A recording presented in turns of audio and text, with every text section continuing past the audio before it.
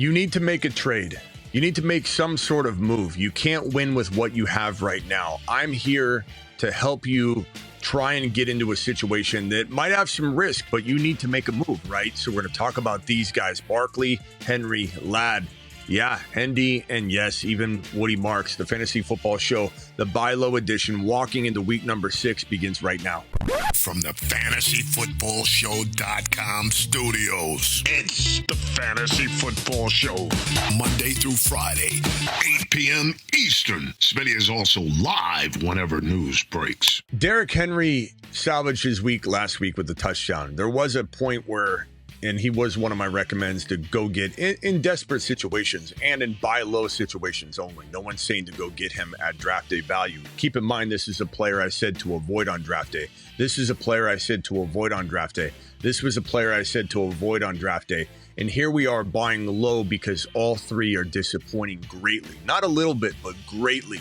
But the cost of entry is lower. Derrick Henry in particular, still in my opinion, has top 10 running back appeal. He still could fall into the end zone 10 plus more times on the year starting from this point moving forward. And that is a risk worth taking if you need some sort of move, if you can't win with what you have right now. No one's suggesting you at 5-0 or 4-1 go out and start making weird moves, except for Ladd and Hendy and Marks. I don't mind acquiring them on the cheap, even with a 5-0 team. But no one's suggesting that the Barkley Henry moves are great moves to go maneuver into if you're winning and you've got players that make sense right now and they aren't question marks. These two players are trades you make when you are in desperation mode. You've got no running backs. Your running backs that got plastered with injuries. You've got Hampton down. You got Bucky down. A lot of people with Hampton have Bucky. And you're missing both these guys. You got to make a move. You take a wide receiver, turn it into Derrick Henry and another player. Maybe you're taking a well-playing Cortland Sutton. You turn it into a Derrick Henry because you got a surplus of wide receivers. The point is you can get Derrick Henry extremely cheap. It shouldn't crush your season if it doesn't work out because, again, you're buying low. You're probably taking a swing for a reason.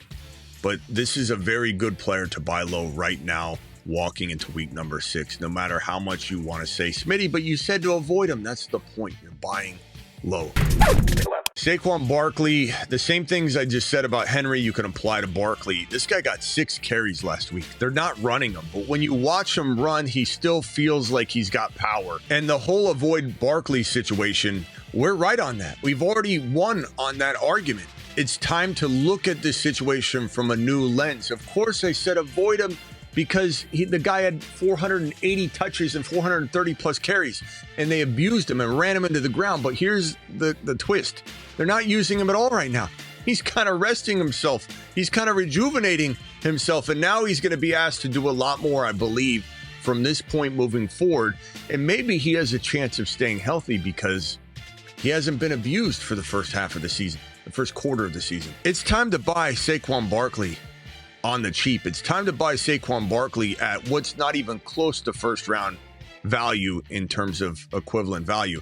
It's time to buy Barkley at what might even be, I don't know, mid running back 2 value territory, taking a wide receiver like Sutton or a wide receiver like MHJ with maybe an additional running back, taking a well-playing Dowdle and pairing a wide receiver like Keenan Allen, or trading Diggs on the high with another additional player and buying a Barkley or Henry, as I talked about, at low value that really risks you nothing. It only gives you the upside potentially, maybe not, but potentially of an RB1, an elite RB1 potentially. Buy low, buy low, buy low.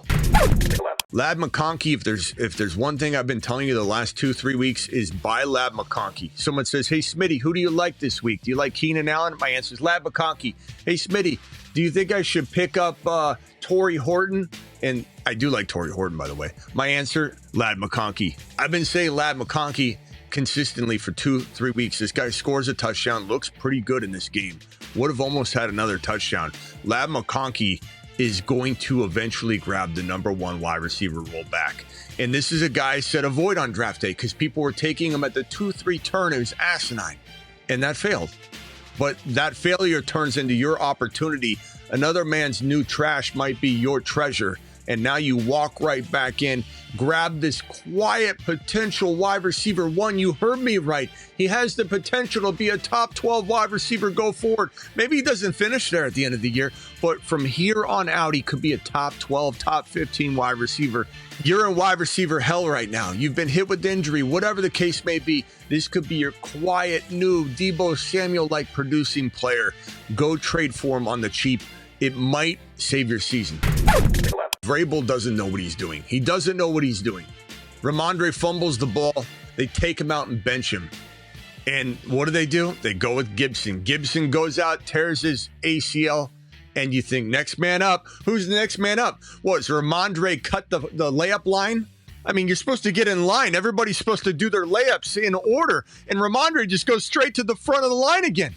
And I'm not saying I'm not pissed off about it. I'm not saying that it's good news. I'm not saying that we even know when Hendy's going to get his opportunity, but one of the running backs is off the board. The other can't hold on to the ball. This man, Hendy, has never fumbled since high school. He went through 4 college seasons, not putting the ball on the ground once, and he's the best overall running back on this roster. He's a top 10 running back in the National Football League. And then I've referenced this. Bucky, week 10, didn't do anything till week 10. Didn't start till week 13. Still won league. Still was top 10 in yards for running backs on the season without really even starting until week 13, without playing well till week 10. Gibbs was nothing until week 7. Nothing. His running back 20, running back 30 was irrelevant. People were, I'm unsubscribing to your channel, Smitty, because you told me to draft Gibbs. Through 6 weeks of football. We're entering week 6. I don't want this. I don't want to wait till week 7. I don't want to wait till week 10 like Bucky. I don't want to wait till week 13 to get starts out of Hendy. Well, we can't control those things. But what I can control is the evaluation process. I don't know when they'll get in, but I do know he can win leagues. I do know this is one of the most talented running backs in the league. In the league, he's definitely the most talented running back on his team, but he's got a buffoon of a coach. And remember back to Bijan. I said Bijan would be the running back 1 in fantasy football. His rookie year, he finished 9. I took a lap for it. 9 was still respectable, but I took a lap for it. If I'm going to claim to be the highest man on the planet on Bijan, I got to take the L for his rookie year. This is Arthur Smith all over again. I can't control how this is going to end, but I do believe that the talent will rise at some point this year. Trade for him on the cheap. His owner is frustrated. Everything I said about Hendy, you could say about Woody Marks. The only difference here is that his coach came out and said at the podium, I can't wait to feed him more. I'm going to give him more work. Now, he didn't, but at least he's been very vocal about it. And he did get a lot of work. It was still near 50-50 divide in terms of workload. He just got the bad carries, didn't get to deliver, didn't catch the right pass and take it to the house.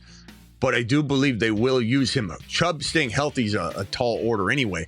But Marks is the guy. Marks is the guy they wanted. They traded up to get him. They really are excited. His coach is excited. They've been very excited about him. And maybe he doesn't do it in this next week. Well, he has a bye in week number 6. Be cognizant of that. But maybe he doesn't do it in his next contest in week 7. Who knows? Maybe they come out of the bye week saying we got to retool this. Whatever the case may be, I don't care if it takes till week 10, week 7, week whatever. He will rise up at some point, and his owner's very frustrated, like the Hendy owner. There's risk here with all these guys. Henry, Barkley, Ladd, Hendy, Marks. There's risk all over the place. You got to be able to take on the risk. You got to be able to be the team that needs this kind of move. Or even if you're 5-0 and you're trading for Ladd on the cheap or Hendy or Marks on the cheap, you got to be able to make sure it pencils out for your team. But I will tell you this. These are some of the best solutions for people that need solutions, the people that need to take a risk. You might have to take a risk. Get on over to my Patreon, $10 a month, cancel anytime, 365, 24/7 live chatting. You need help, you need instant trade advice, get on over to the Patreon and do it live. And don't forget, your season can start over now. If it's in the gutter or even if you're doing great, just get more skin in the game. Play 5, get $100 in bonus funds. Use code Smitty or the link in the description. All my links are in the description of all my videos. That includes this Underdog link that inserts code Smitty for you. That includes the Patreon link and the link to my thefantasyfootballshow.com content, which is year-round, 365, 24/7 rankings, bold predictions, trade calculators, you name it. Don't forget, I'm live Monday through Friday at 8 p.m. Eastern every single Monday through Friday. I'm additionally live whenever big news breaks, and I'm live at midnight Eastern almost every single night. So you can find me there. Again, get on over to the Patreon. The link is in the description.